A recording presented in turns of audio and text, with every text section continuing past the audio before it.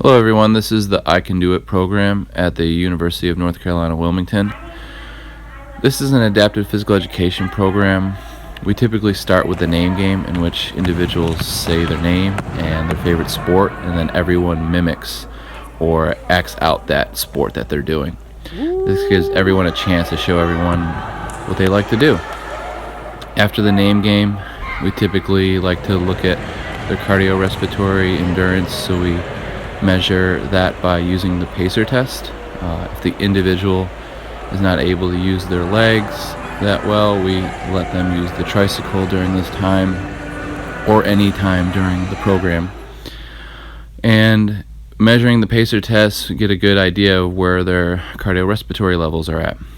After that, we like to have some fun and do a little bit of dancing. Sometimes it's coordinated, sometimes it's a game like the freeze dance, in which an individual pauses the music and gets to pick an individual who had the best move, and whoever had the best move gets to be the next unfreezer or freezer. So Henry won that battle right there. After dancing, we like to use the parachute. It's a good inclusive game for everyone. Everyone can be involved. It's very functional.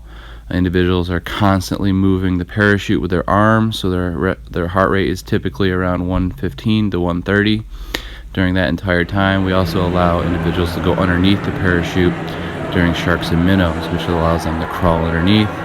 And the exciting colors gets them really motivated and excited, and it's a very fun game to play when you use the Jaws theme music. So this is called Sharks and Minnows. It's usually a class favorite. After using the parachute, we typically like to introduce sports skills and fitness skills. But first, looking at some soccer skills here, we have the participants focus on dribbling and trapping the ball on command.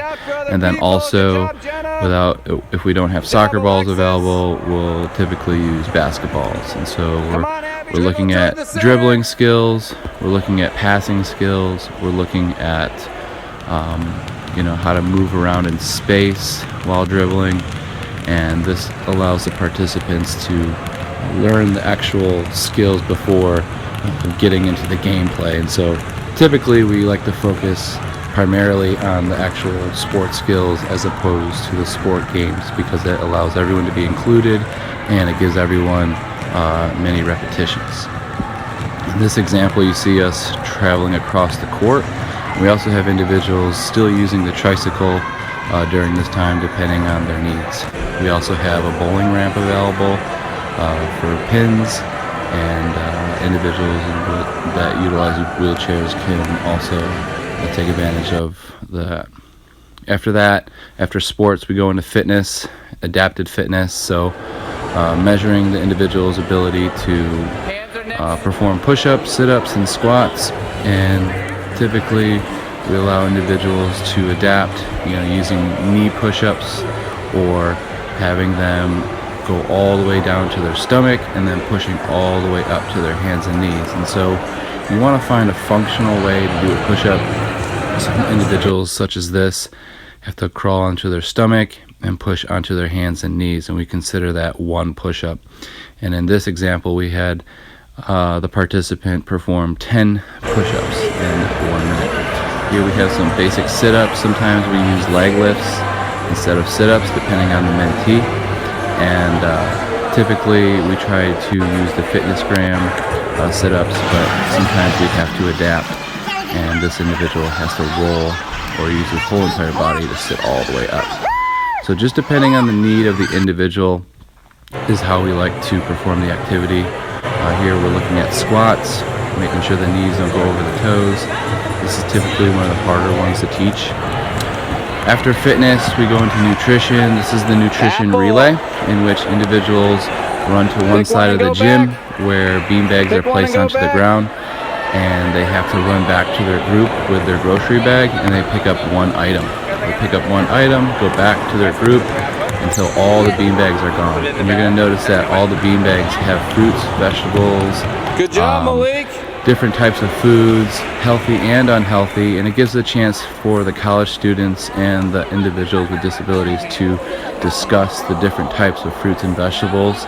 It's a good time to introduce new fruits and vegetables, because we know that a lot of these plates are brown or yellow, which means that a lot of individuals have the chickens, the French fries, and the browner foods. So we want to introduce a lot of color to their diet.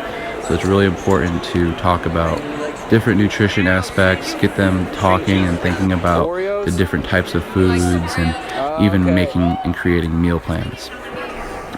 After that, we like a game called Nutrition Pictionary, in which individuals draw a fruit or vegetable on the whiteboard, and then we have the other participants try to guess what they're drawing.